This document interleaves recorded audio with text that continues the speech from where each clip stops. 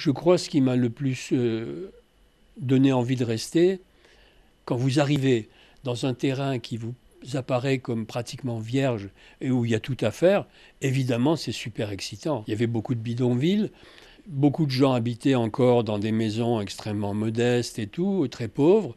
Le petit train roulait encore entre la Possession et Saint-Denis les jours de cyclone. S'arrêtait près de la caserne Lambert, où il y avait une espèce de gare provisoire.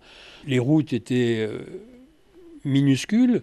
La route du littoral ancienne, celle qui rasait la falaise, était quand même assez hasardeuse de parcours. C'était encore une île, je vous disais, qui avait gardé les schémas et le mode de fonctionnement un petit peu de l'époque coloniale. Donc il y avait un contexte, je dirais, économique. C'était le début des immeubles aussi. Bon, le chaudron était démarré depuis une dizaine d'années, disons.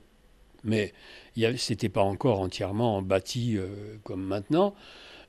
C'était un pays qui était encore où il y avait beaucoup à faire. Je me répète, mais il y avait beaucoup à faire.